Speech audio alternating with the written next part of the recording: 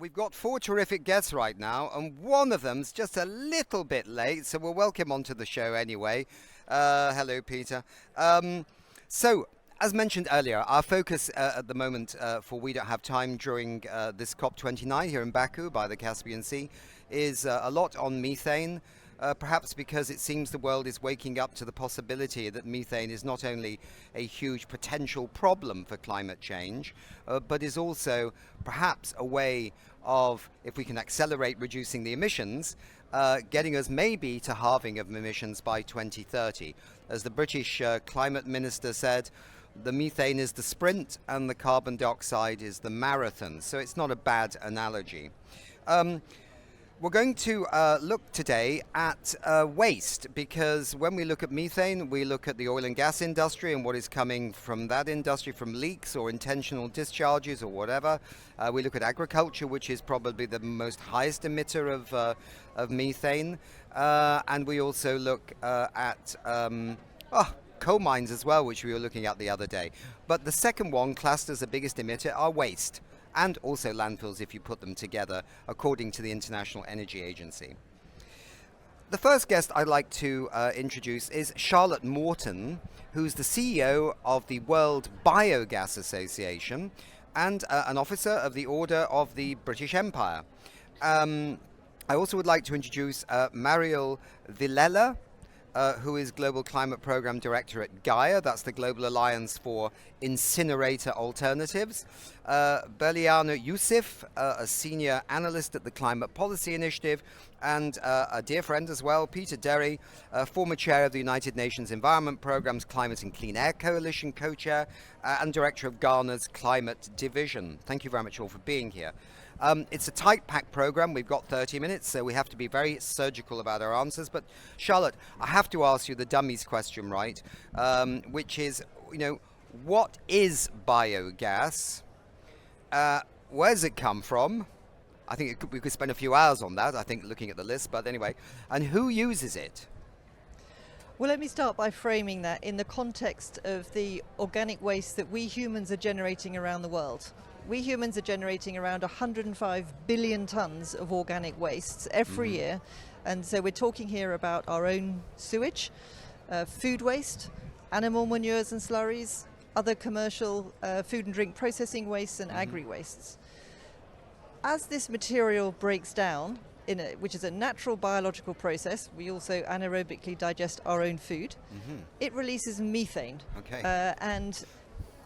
Methane is a mixture of CO2 and, biogas is a mixture of CO2 and methane. So that is what is being released as this organic material breaks down. Right. And you can harvest this, and it's all kinds of organic waste. It might be food waste, it might be dung, it could be straw on a farm, perhaps, I don't know.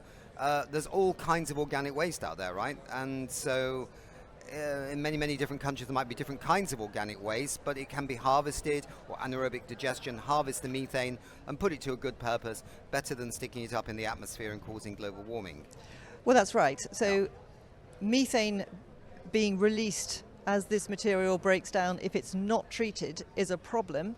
But if we collect all that organic material, these organic wastes, and recycle them through anaerobic digestion and complementary technologies into biogas, biomethane, and natural biofertilizers, we're turning this waste into really valuable products that we all need.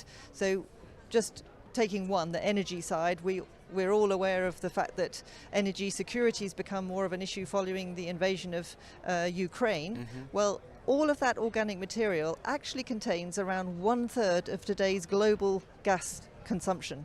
So it's valuable stuff, as well as the NPK, the nutrients that are essential for future food production.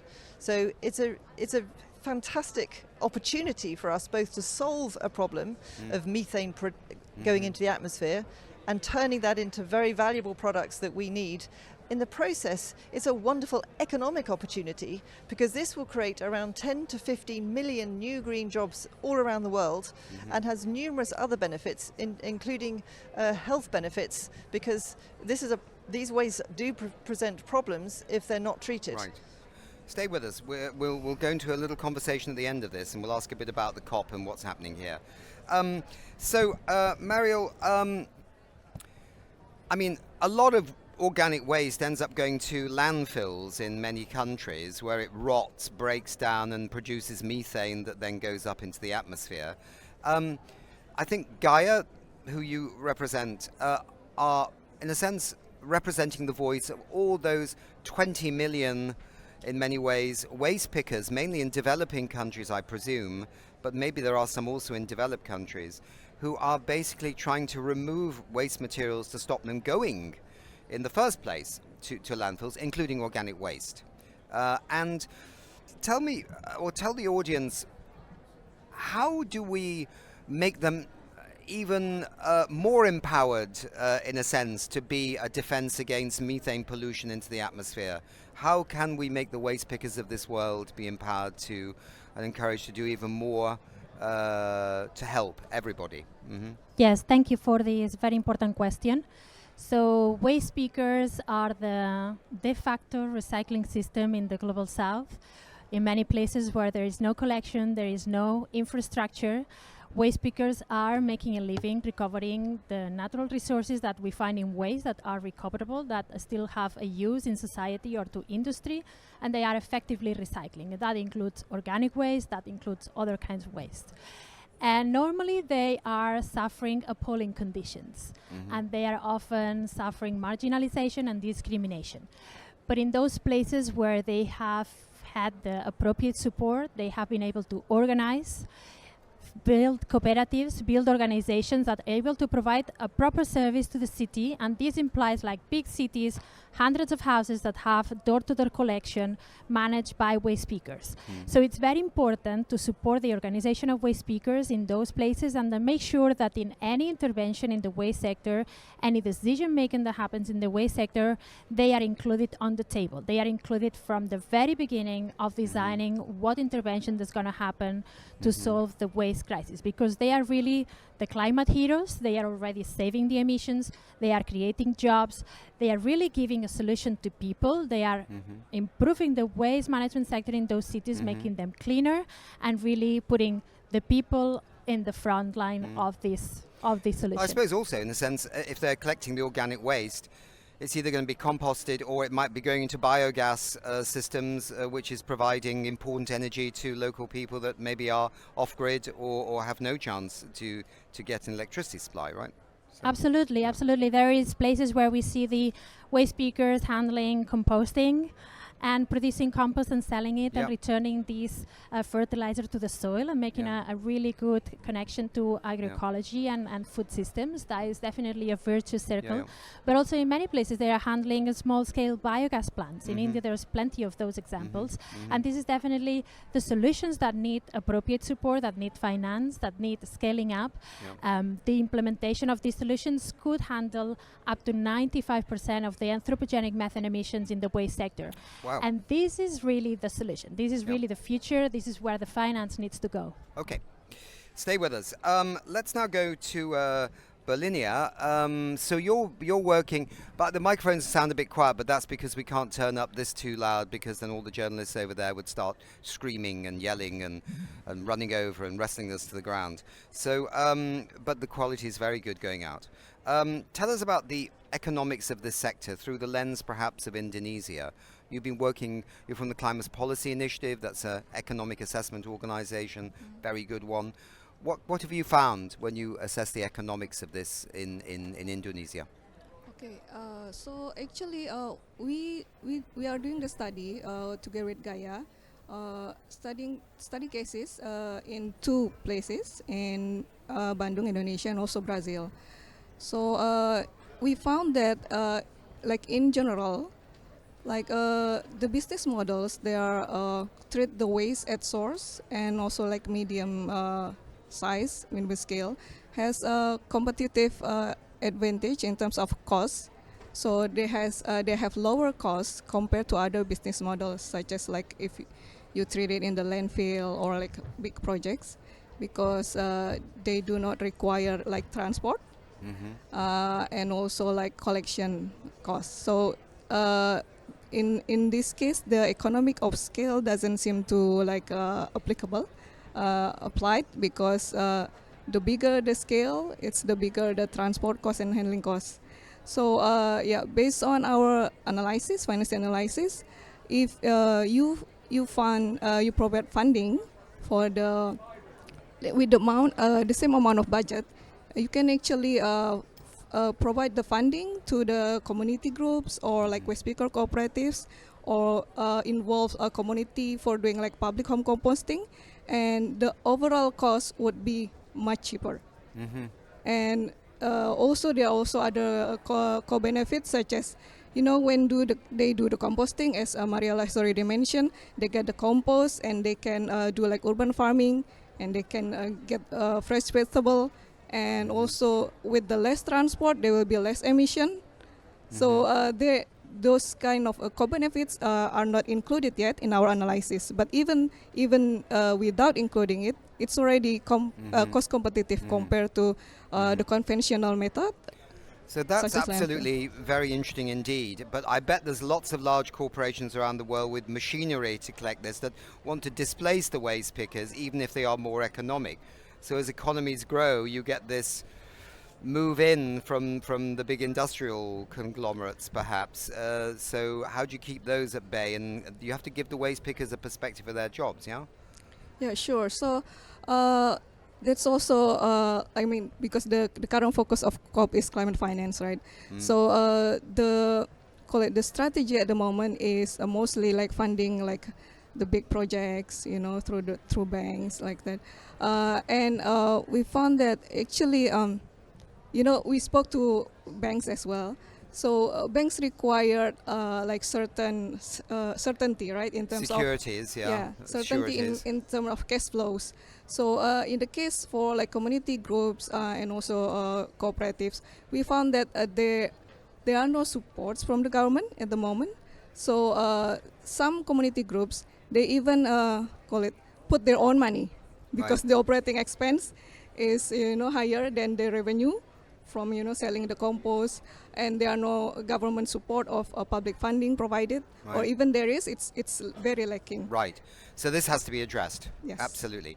Peter, Ghana.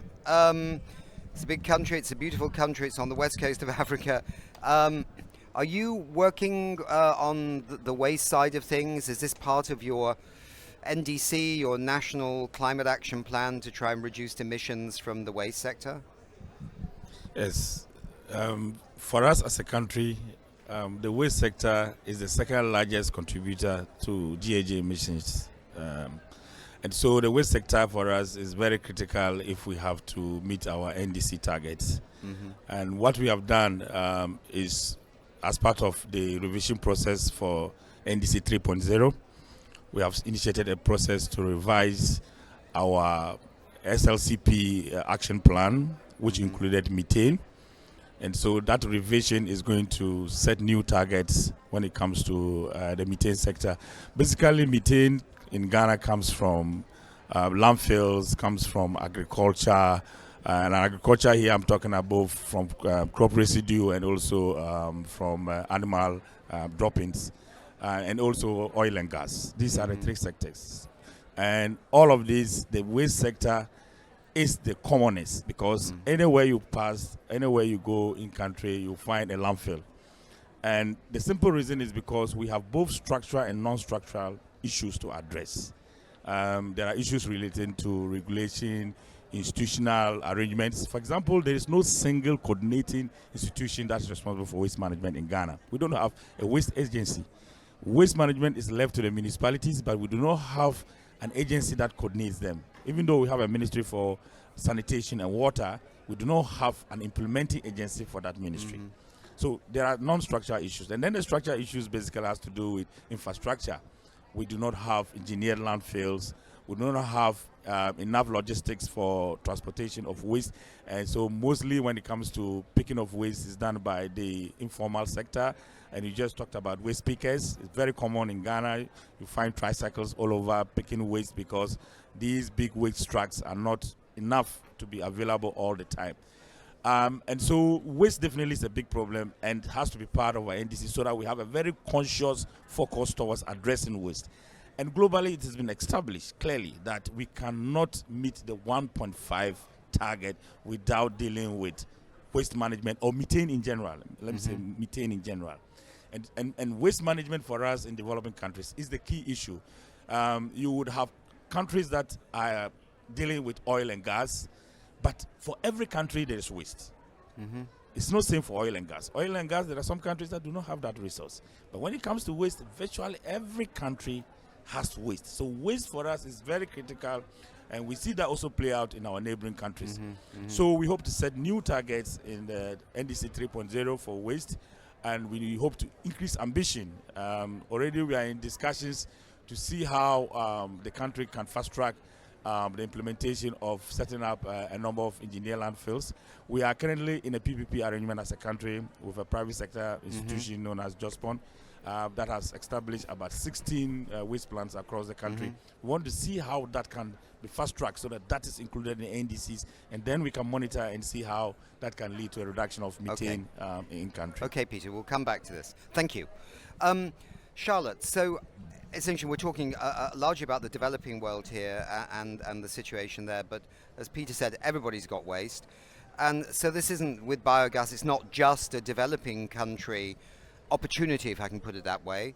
It's just as much an opportunity in the United Kingdom or the United States as it is in Uganda or, you know, another country, right? So is that correct? And that it needs to be understood as well, that it's a developed country opportunity as well as a developing country opportunity. Well, the developed world has already been developing a very strong biogas sector, and the opportunity here now really is to take the experience and the learnings from the more developed world and to share those with the developing world, so that to facilitate the developing world to, in some ways, leapfrog the more developed world, because that learning is there. We have 5 years to meet the global methane pledge, and recycling our organic waste would deliver half of the pledge. So this is actually something that's really critical. The question is, how do we make this happen in 5 years' time? How are we going to build hundreds of thousands of biogas, biomethane plants around the world in 5 years? So we have to think completely differently. We have to think as if we are on a war zone, and we have to put in place action plans to make this happen. And one of the biggest challenges is that we are talking about a circular economy process, the circular economy of organic waste. We're talking about the need to involve stakeholders, multiple stakeholders, from waste pickers, farmers, grid operators, sanitation treatment experts, government, multiple government departments, all of whom need to have their interests aligned towards actually what is a very exciting vision of a huge economic opportunity that can create very valuable, useful jobs for so many people. And the way to do that is to take the learnings from the developed world. We have developed a regulatory framework, an international AD certification scheme, using the learnings from the first world that can then be adapted on a country-by-country process to ensure that there is an enabling environment in every country. We don't have time for every country to develop the policies, regulations and standards that from afresh. We have to get that enabling environment in place ASAP, and that's why we came up with a standardized regulatory environment that can be adopted now, albeit adapted to local circumstances. Every country is different, but taking that will take far less time to enact and enable than it would do starting from scratch. So, I mean, it seems like an absolute no-brainer, right? And I presume that the costs of, there must be different sizes of biogas plants. There must be quite small ones for personal use, perhaps, or at least for a family's use, and ones that are bigger for larger groups and communities and things like that. And probably there are even citywide ones somewhere. I'm not an expert on biogas, so I'm learning and I'm enjoying doing that. But I mean, cost-wise, it's relatively cost-effective to do this. I mean, are we all agreed that biogas is a cost-effective method of using this and creating this energy? So, okay, then the big question really is, I'm just checking the time right now, we've got 5 minutes 40. What do we want the COP to do about waste and also about biogas? What do we want the governments here to internalize? Can they do something for this sector here? So, Ashar, I've asked you a lot, but I'll start with you first, and then I'm going to go to this lady here, and this gentleman here. So you're right. The most important thing is for countries to include the recycling and treatment of organic waste in their nationally determined contributions, and to make that commitment to deliver that recycling by 2030, and to enact a plan to do that as soon as possible. Ideally, as I say, including the regulatory framework and international AD certification scheme that we've already developed that can make available to them. If it's in the plan, in the NDC, sorry, they will have to enact a plan. So that is actually absolutely the action we want them to take. And the plans are getting better than the plans that were done for Paris. That's what Achim Steiner, the head of the United Nations Development Programme, told me in an interview the other day. The plans are getting better. They're not perfect, but they are getting better. And investors can also see there's something to do. Tell me, what would you like?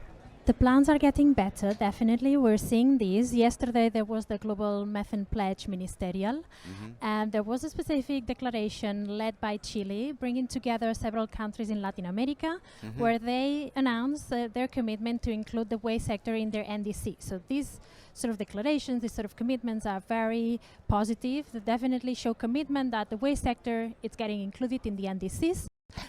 This is a first positive step. Still, it needs to see how it's going to be implemented in the practice.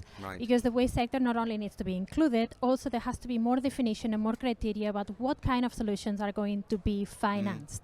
And here we need to be aligned with environmental justice principles to make sure that the solutions are in the upstream of the waste hierarchy, that is prevention, reuse, source separation of organic waste, so that we can do this compost, we can do this biogas. Otherwise, these solutions are not going to be possible. We have to make sure that waste pickers are included, that the solutions put waste pickers at the front line. We have to make sure that the finance reaches the local level. The local organizations need to be included in the decision making. And all of these things need to be included in the NDC. So including the waste sector in NDCs, definitely. And we need to take one step further, making sure that there's alignment with environmental justice principles and making sure that there is finance. Otherwise, we will not be able to implement, and we will miss the opportunity to really meet the climate goal that we are here for. Berliana, looking at this then, I mean, looking at you're based in Jakarta, I presume, and I mean, there's obviously national government, and there's obviously local government, and there's obviously, there may be some NGOs, and there may be some overseas development support from time to time. And how do we thread all these organizations together to give waste pickers in Jakarta, and by default the rest of the world, proper jobs, proper livelihoods, and a chance to be part of the economy which they're actually contributing to without being recognized? Okay. So there's no, I think, silver bullet for this problem. So every country has like different condition, and I think we, like, every country needs to, because there are many sources of waste. So for Indonesia, for example, we have agricultural waste, we have also municipal waste. So for big projects such as like biogas, maybe you may deal B2B, right, without involving community or waste picker. But if you're dealing with municipal waste, then you need to involve the community, because the source of waste are from there, right? So involving a waste picker, a community would be like the most efficient in terms of cost and also in terms of result. So I think every country needs to map that first, and the government also needs to call it like a strategy in terms of not only activities but also financing, because at the moment, probably like B2B can be handled by banks or MDBs, but for municipal waste, then the government should, take in charge of it and focus their financing there. So and provide support for the waste picker because like in Indonesia and Brazil, the condition is different. So in Brazil, there are some municipal governments. So just to answer your first question, so the responsibility most of waste handling mostly in the municipal level. Yeah. And in Brazil, some of the municipals already recognize waste picker cooperatives, and like they already Sao Paulo, for example. yeah, I and think. they also have involved them, like giving them contract to handle like public waste facilities. But in Indonesia, it's totally different. So Okay. that's why we suggest maybe they can also, follow what Brazil has done. So Peter, I'm giving you it's not good for gender balance, but I'm giving you the last word here. Just briefly. There's something about credits you wanted to mention that was happening at the COP. Sorry, just briefly. Credits, you were saying? Carbon credits. It's absolutely essential that we valorize methane abatement through by linking to carbon markets. Okay. Peter, you can wrap up here. So tell me, are you going to follow all the ideas of these fantastic ladies here and implement them in Ghana tomorrow? Certainly, yes. Very good examples to learn as a country. So we are looking at all the issues that have been raised, the business model, how to look at institutional arrangements, how to look at infrastructure and all of that. But I think that the discussions here on waste should be taken like the discussions has always been on oil and gas. That is what we need to do, because I say oil and gas is limited to a number of countries. But when it comes to waste, every country generates waste.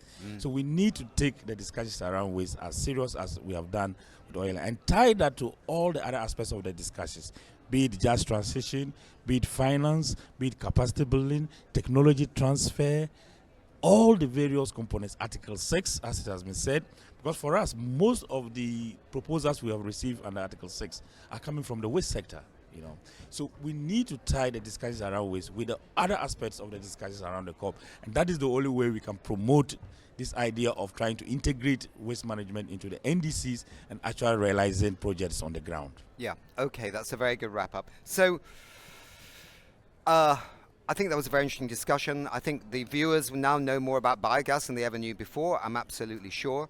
Fascinating work that you're doing on the economic valorization of what these people are actually doing.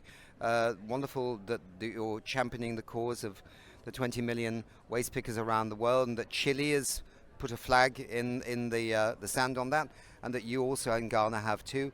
I think many of us want to see the end of seeing small children in smoky environments with hazardous metals drifting in the air, and see them in school, but see the older ones with proper waste jobs that they can feed their family and have a perspective for their future, whilst at the same time generating lots of biogas to avoid the methane going into the atmosphere. So thank you very much indeed.